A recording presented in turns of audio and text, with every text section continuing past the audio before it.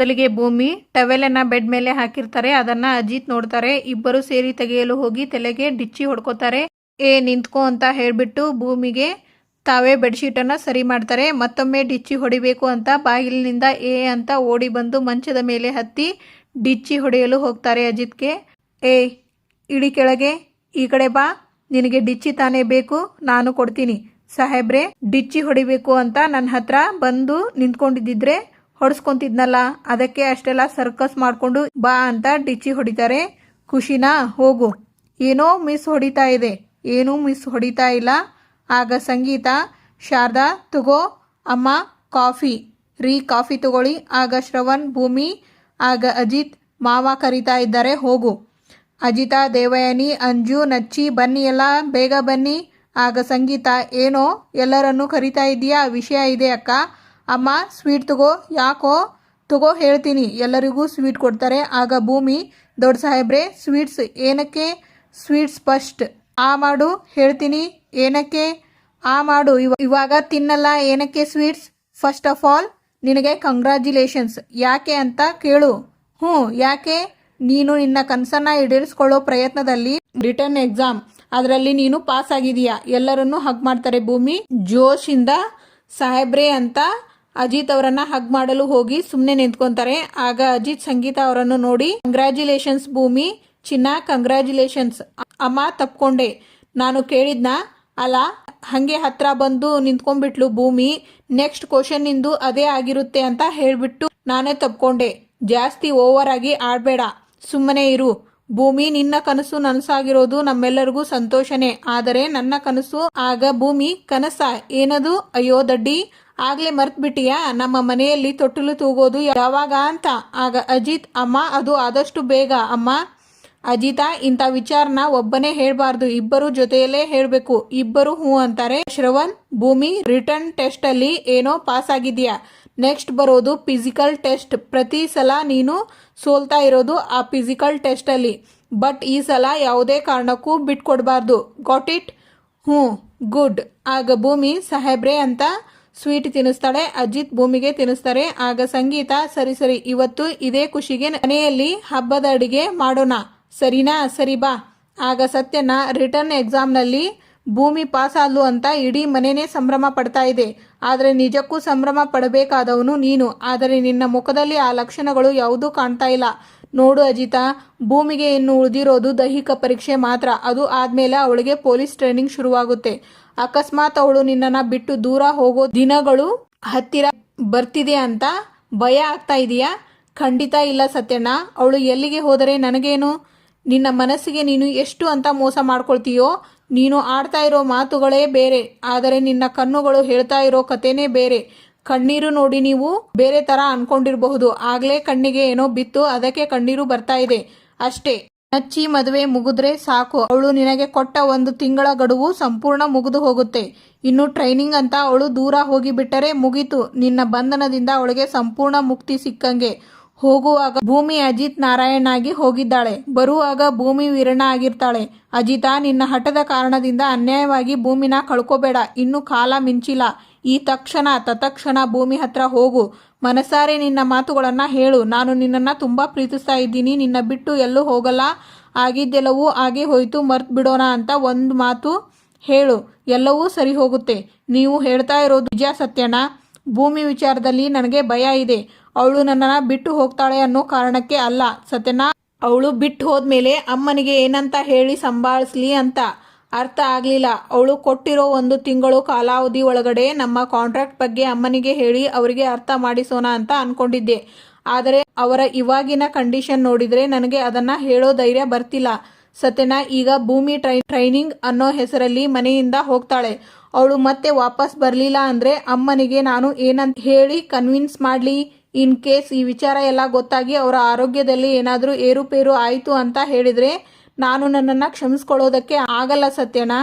ಈ ಭಯ ನನ್ನನ್ನು ಕಾಡ್ತಿದೆ ಹೊರತು ಭೂಮಿ ಬಿಟ್ಟು ಹೋಗ್ತಾಳೆ ಅನ್ನೋ ಭಯ ಅಲ್ಲ. ಹಾಗಿದ್ರೆ ನಿಜಕ್ಕೂ ನಿನಗೆ ಭೂಮಿ ಮೇಲೆ ಯಾವ ಫೀಲಿಂಗ್ಸ್ ಇಲ್ವಾ? ಒಂದು ಟೈಮಲ್ಲಿ ಇತ್ತು ಸತ್ಯಣ್ಣ, ಆದರೆ ಈಗ ಇಲ್ಲ. ಆಗ ಶ್ರವಣ್, ಬಾ ಭೂಮಿ, ವಿಷಯ ಇದೆ. ಎಲ್ಲಿಗೆ? ಅಲ್ಲಿ ನೋಡು. ಅಯ್ಯಯ್ಯೋ, ಇಷ್ಟೊಂದು ಮಣ್ಣು. ಮನೆ ರಿಪೇರಿಗೆ ಬಂತಾ? ಏನು ಕತೆ, ಮನೆ ರಿಪೇರಿಗೆ ಬಂದಿಲ್ಲ, ನಿನ್ನನ್ನು ರಿಪೇರಿ ಮಾಡೋಣ ಅಂತ.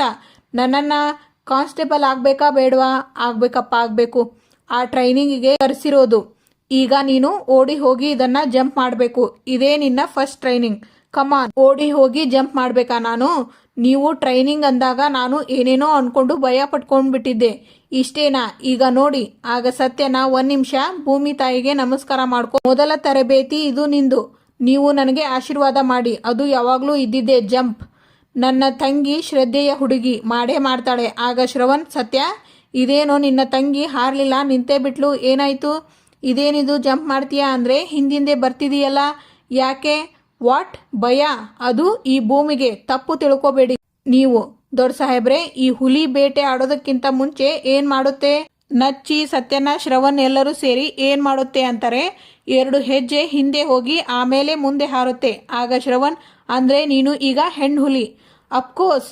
ಆಗ ನಚ್ಚಿ, ಬಟ್ ನೀವು 10 ಹೆಜ್ಜೆ ಹಿಂದೆ ಬಂದಿದ್ದೀರಾ. ಮೈದು ಇದು ಎಲ್ಲ ನಿಮಗೆ ಗೊತ್ತಿರಲಿಲ್ವಲ್ಲ, ಅರ್ಥ ಮಾಡಿಸ್ಬೇಕು ಅಲ್ವಾ? ಸರಿ ಸರಿ, ಈಗ ಎಲ್ಲರಿಗೂ ಕರೆಕ್ಟಾಗಿ ಅರ್ಥ ಆಯಿತು ಅಲ್ವಾ? ಎಸ್. ఇప్పుడు ಚೂಡು ಅಂತ ಓಡಿ ಹೋಗಿ ಮತ್ತೆ ನಿಂತ್ಕೊತಾರೆ. ಸತ್ಯ ಹುಲಿ ಅಂದ್ಕೊಂಡು ಹೋಗಿ ಅಲ್ಲೇ ನಿಂತ್ಕೊಂಡ್ಬಿಟ್ಲಲ್ಲೋ. ತಿರ್ಗಾ ಸತ್ಯ ಹುಲಿ ಅಂದ್ಬಿಟ್ಟು ಓಡ್ತಾ ಇದ್ದಾಳಲ್ಲೋ. ಆಗ ಅಜಿತ್ ಭೂಮಿ ಮುಂದೆ ಬರ್ತಾರೆ. ಶ್ರವಣ್ ತಗೊಂತಾನೆ ನೋಡು ಕ್ಲಾಸೀಗ. ಆಗ ಅಜಿತ್, ಅವತ್ತೇ ನಿನಗೆ ಹೇಳಿದ್ನಲ್ಲ, ಟೀ ಮಾಡೋ ಅಷ್ಟು ಈಸಿ ಇರಲ್ಲ ಕಾನ್ಸ್ಟೇಬಲ್ ಆಗೋದು ಅಂತ ಹೇಳಿದ್ರೆ. ಲಾಂಗ್ ಜಂಪಿಗೆ ಈ ಥರ ಓಡಿ ಬರ್ತಾ ಇದೀಯಾ, ಇನ್ನು ಹೈ ಜಂಪು, ಶಾರ್ಟ್ ಬಟ್ಟು, ಸ್ಪ್ಲಿಂಟು ಇದನ್ನೆಲ್ಲ ಪಾಸ್ ಆಗಿ ನೀನು ಕಾನ್ಸ್ಟೇಬಲ್ ಆಗೋದು? ಅಯ್ಯೋ ಅಯ್ಯೋ, ಸುಮ್ಮನೆ ಒಂದು ಅಪ್ಲಿಕೇಶನ್ ವೇಸ್ಟ್ ಆಗಿ ಹೋಯ್ತಲ್ಲ. ಆಗ ಭೂಮಿ, ದೊಡ್ಡ ಸಾಹೇಬ್ರೆ ಏನು ಈಗ ನೋಡಿ. ಹಾಂ, ಕಮಾನ್. ಓಡಿ ಹೋಗಿ ಜಿಗಿದು ಮತ್ತೆ ವಾಪಸ್ ಜಿಗಿದು ಅಜಿತ್ ಹತ್ತಿರ ಬಂದು ಹೆಂಗೆ ಅಂತಾಳೆ. ಆಗ ಅಜಿತ್, ಓಕೆ ಓಕೆ, ಇನ್ನೂ ಇಂಪ್ರೂವ್ ಆಗಬೇಕು ತುಂಬ ಜಾಸ್ತಿ. ಶ್ರವಣ್, ಕಮಾನ್ ಭೂಮಿ, ಈಗ ಬಸ್ಕಿ 1 2 3 ಅನ್ನುವಷ್ಟರಲ್ಲಿ ಭೂಮಿ ಬೀಳ್ತಾರೆ. ಆಗ ಅಜಿತ್ ನಗ್ತಾರೆ. ಆಗ ಶ್ರವಣ್, ಏ ಅಜಿತ ಸುಮ್ಮನೆ ಇರೋ. ಆಗ ಭೂಮಿ, ಏನಕ್ಕೆ ನಗ್ತಾ ಇರೋದು? ಅಲ್ಲ, ನೀನು ಬಸ್ಕಿ ಹೊಡಿತಾ ಇದೆಯಲ್ಲ, ಅದು ಹೇಗಿತ್ತು ಅಂದರೆ ನಾನು ಚಿಕ್ಕ ವಯಸ್ಸಲ್ಲಿ ಕ್ಯಾನ್ ಡೂ ಇಟ್, ಕಮಾನ್. ಆಗ ಅಜಿತ್ ಒಳಗೆ ಕನ್ನಡದಲ್ಲಿ ಹೇಳಿದ್ರೇ ಅರ್ಥ ಆಗಲ್ಲ, ನೀವು ಯು ಕ್ಯಾನ್ ಡೂ ಇಟ್ ಅಂತೆ. ಹೋಗಿ ಪಾಪಣ್ಣನ ಅಂಗಡಿಯಲ್ಲಿ ಸಕ್ಕರೆ ಟೀ ಪುಡಿ. ಆಗ ಭೂಮಿ, ಐ ವಿಲ್ ಡೂ ಇಟ್ ಅಂತ ಬಸ್ಕಿ ಹೊಡಿತಾರೆ. ಆಗ ಸಂಗೀತ, ತರ್ಲೆ ಸುಮ್ಮನೆ ಕೂತ್ಕೊಂತೀಯ. ಆಗ ನಚ್ಚಿ, ಏ ಅಮ್ಮ ನಾನು ಅಲ್ಲಮ್ಮ ಅಂಜು. ಏ ನಾನು ನೋಡಿಲ್ಲ ಅಂದ್ರು ಯಾರು ತೀಟೆ ಮಾಡ್ತಿದ್ದಾರೆ ಅಂತ ನನಗೆ ಗೊತ್ತಾಗಲ್ಲ ಅನ್ಕೊಂಡಿದ್ಯಾ? ಸುಮ್ಮನೆ ಕೂತ್ಕೊಂಡ್ರೆ ಸರಿ ಈಗ. ಹ್ಞೂ ಆಯಿತು mother India. What is this hidden talent? ನೀನು ಇಷ್ಟು ಚೆನ್ನಾಗಿ ಮೆಹಂದಿ ಹಾಕ್ತೀಯಾ ಅಂತ ನಮಗೆ ಯಾರಿಗೂ ಗೊತ್ತೇ ಇರಲಿಲ್ಲ ನೋಡಿ ಮಾವ. ಅಂದರೆ ಸುಮ್ಮನೆನೇನೋ, ನನಗೆ ಈ ಟ್ಯಾಲೆಂಟು ಇದೆ ಅಂತ ನಿಮ್ಮೆಲ್ಲರಿಗೂ ಗೊತ್ತಾದರೆ ನನ್ನ ಅಡುಗೆ ಮನೆಯಲ್ಲಿ ಕೆಲಸ ಮಾಡೋದಕ್ಕೆ ಬಿಡ್ತೀರಾ? ದಿನ ಒಬ್ಬೊಬ್ಬರು ಬಂದು ಅಮ್ಮ ಗೋರಂಟಿ ಹಾಕಮ್ಮ ಅಂತ ಹೇಳ್ತೀರಾ. ಅದಕ್ಕೆ ನನ್ನ ಹಿಡನ್ ಟ್ಯಾಲೆಂಟ ಯಾರಿಗೂ ಹೇಳ್ಕೊಂಡಿರಲಿಲ್ಲ. ಆದರೆ ಇವಾಗ ಎಲ್ಲರಿಗೂ ಗೊತ್ತಾಯ್ತಲ್ಲ ನಿನ್ನ ಹಿಡನ್ ಟ್ಯಾಲೆಂಟು. ಇನ್ಮೇಲೆ ಎಲ್ಲರೂ ಬರ್ತಾರೆ ಅಡುಗೆ ಮನೆಗೆ. ನನಗೆ ಗೋರಂಟಿ ಹಾಕಿ ನಾನು ಫ್ರೀ ಇರಬೇಕಲ್ಲ. ಅಪ್ಪು, ನಾನು ಬಂದೆ. ಓ ಬಂದ್ಲು ಮಾವ, ಹೇಗಿದ್ದೀರಾ? ಅಪ್ಪ, ಅಜ್ಜಿ, ಅತ್ತೆ. ಏನು ಭೂಮಿ, ಏನಮ್ಮ ಗುಂಡ್ಗುಣ್ಕೆ ಆಗ್ಬಿಟ್ಟಿದೆಯಲ್ಲ? ಹೌದೇನೆ? ಇವಳ ಸ್ಪೆಷಾಲಿಟಿ ಏನು ಗೊತ್ತಾ? ಇವಳು ಹೀಗೆ ಬರ್ತಾಳೆ, ಹಾಗೆ ಹೊರಟು ಹೋಗ್ತಾಳೆ. ಏನು ಮಾಡ್ಲಪ್ಪ, ನನಗೇನೋ ಇಲ್ಲೇ ಇರೋಕೆ ಇಷ್ಟ. ಆದರೆ ನಮ್ಮಮ್ಮ ಬಿಡಬೇಕಲ್ಲ, ನಂದೊಂದು ಕಾಲು ಯಾವಾಗಲೂ ಆಚೆ ಇರಲಿ ಅಂತಾನೆ ಯೋಚನೆ ಮಾಡ್ತಾ ಇರ್ತಾರೆ.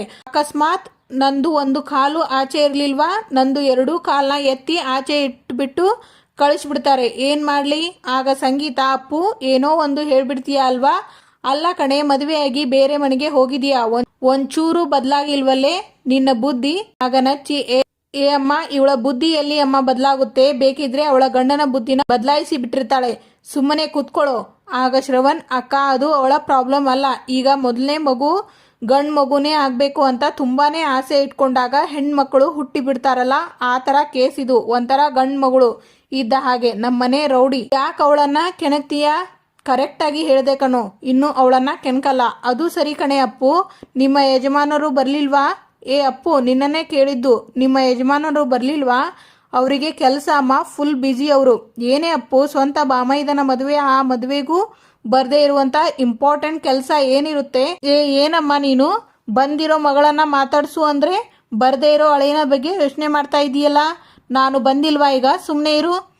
ಬಾರೋ ಈ ಕಡೆ, ನಿಂತ್ಕೋ ಆ ಕಡೆ. ಅಂಜು, ಎಷ್ಟು ಚೆನ್ನಾಗಿ ಕಾಣಿಸ್ತಾ ಇದ್ದೀಯಾ ಗೊತ್ತಾ? ನಂದೇ ದೃಷ್ಟಿ ನಿನಗೆ. ಏ ಹೇಳೆ, ಅದು ನನ್ನ ಜಾಗ. ಏ ಬಿಡೋ. ಓಹೋ, ನಿನ್ನ ಜಾಗ ಏನೋ? ಇನ್ನೂ ಮದುವೆನೇ ಆಗಿಲ್ಲ, ಆಗಲೇ ಇವಳ ಹಿಂದೆ ಓಡಾಡ್ತಾ ಇದೀಯಾ? ಫಿಕ್ಸ್. ಮದುವೆ ಆದ್ಮೇಲೆ ಪಕ್ಕಾ ನೀನು ಅಮ್ಮನವರ ಗಂಡಾನೆ. ಆಗ ಅಂಜು ಅಮ್ಮವರ ಗಂಡನ? ಅದು ನಿನ್ನ ತಮ್ಮ. ಅಷ್ಟೆಲ್ಲ ಎಕ್ಸ್ಪೆಕ್ಟ್ ಮಾಡಬೇಡ ಅಪ್ಪು. ಅವನು ಹೇಳಿದ ಮಾತ್ ಮೇಲೆ ನಿಲ್ಲೋದೇ ಇಲ್ಲ. ಆಗ ನಚ್ಚಿ, ಏನೇ ಅಂಜು ಹಾಗೆ ಹೇಳಿಬಿಟ್ಟೆ? ನೀನು ಹಳ್ಳಿಗೆ ಹೋದಾಗ ಏನು ಹೇಳಿದ್ದೆ ಹೇಳು? ಮದುವೆ ಟೈಮಲ್ಲಿ ನಾನೇ ನಿನ್ನ ಕೈಗೆ ಮೆಹಂದಿ ಹಾಕ್ತೀನಿ ಅಂತ ತಾನೇ ಹೇಳಿದ್ದು? ಓ ಕರೆಕ್ಟ್. ಅಮ್ಮ ಕೊಡು ಅಮ್ಮ. ಆಗ ಸಂಗೀತ, ಸುಮ್ಮನೆ ಕೂತ್ಕೊಳ್ಳೋ. ನಾನು ಈ ಕೈಗೆ ಎಷ್ಟು ಚೆನ್ನಾಗಿ ಗೋರಂಟಿ ಹಾಕ್ತಾ ಇದ್ದೀನಿ, ನೀನು ಆ ಕೈಗೆ ತೊಪ್ಪೆ ಥರ ಹಾಕೋದಕ್ಕ? ಸುಮ್ಮನೆ ಕೂತ್ಕೊಂಡ್ರೆ ಸರಿ ಈಗ. ಓಹೋ, ನಾನು ಹಾಕ್ತಾ ಇರೋದನ್ನ ನೋಡಿನೂ ಹೇಳ್ತಾನೆ. ಆಗ ನಚ್ಚಿ, ಅತ್ತಿಗೆ ಏನಿದು ಬ್ರಿಲಿಯನ್ಸ್? ಅಮ್ಮ, ಅತ್ತಿಗೆ ಎಷ್ಟು ಚೆನ್ನಾಗಿ ಹಾಕ್ತಾ ಇದ್ದಾರೆ ನೋಡು ಇಲ್ಲಿ. ನಿನಕ್ಕಿನ ಬೆಟರು. ಅಂಜು, ಪಾರ್ಟಿ ಚೇಂಜ್ ಮಾಡು, ಅದು ಸರಿಗಿಲ್ಲ. ಇಲ್ಲಿ ಬಾ, ಇಲ್ಲಿ ಹಾಕಿಸ್ಕೋ. ಆಗ ಸಂಗೀತ, ಸುಮ್ಮನೆ ಕೂತ್ಕೋತೀಯಾ ಈಗ? ಎಲ್ಲಿ ತೋರಿಸು. ಏನೋ ನಾನು ಹಚ್ಚಿರೋ ಗೋರಂಟಿನ ಕಂಡೆಮ್ ಮಾಡ್ತಾ ಇದ್ದೀಯಾ? ಭೂಮಿಗೆ ಗೋರಂಟಿ ಹಚ್ಚೋದನ್ನ ಹೇಳ್ಕೊಟ್ಟಿರೋದೇ ನಾನು, ಬೇಕಾದರೆ ಕೇಳು ಅವಳನ್ನ. ಆಗ ಭೂಮಿ, ದೊಡ್ಡ ಸಾಹೇಬ್ರೆ ಯಾಕೆ, ಏನಾಯ್ತು, ಸಪ್ಪಗೆ ಆಗಿ ಹೋದ್ರಿ? ಏನೂ ಇಲ್ಲ ಅಮ್ಮ, ಇವತ್ತಿಗೆ ನಮ್ಮ ಮನಸ್ವಿನಿ ನಮ್ಮ ಜೊತೆನೇ ಇದ್ದಿದ್ರೆ ಅವಳಿಗೂ ಮದುವೆ ವಯಸ್ಸು ಇರ್ತಾ ಇತ್ತು. ಇವತ್ತಿಗೆ ಇಲ್ಲಿನ ಸಂಚಿಕೆ ಮುಕ್ತಾಯವಾಗುತ್ತದೆ. ಮುಂದಿನ ಸಂಚಿಕೆಯಲ್ಲಿ ಆಗರಾಮ್ ನೀನು ಹುಟ್ಟೋ ಮೊದಲು ಕಾಲೇಜಲ್ಲಿ ಅವಳನ್ನ ಡವ್ ಸಂಗೀತ ಅಂತಾನೆ ಕರೀತಾ ಇದ್ರು. ಆಗ ಸಂಗೀತ ಇನ್ನೊಂದ್ಸಾರಿ ಅಪ್ಪಿ ತಪ್ಪಿನೂ ನನ್ನನ್ನು ಡವ್ ಸಂಗೀತ ಅಂತ ಕರೆದ್ರೆ ಆಗ ಮೇಲಿಂದ ಡಮ್ ಅಂತ ಸೌಂಡ್ ಬರುತ್ತೆ. ಆಗ ಭೂಮಿ ಬೆಡ್ ಮೇಲೆ ಪ್ರಜ್ಞೆ ತಪ್ಪಿ ಬಿದ್ದಿರ್ತಾರೆ. ಹಾಗೂ ಮನೆಯವರು ಎಲ್ಲರೂ ಸೇರಿ ಹೋಗಿ ನೋಡ್ತಾರೆ. Thank you for watching.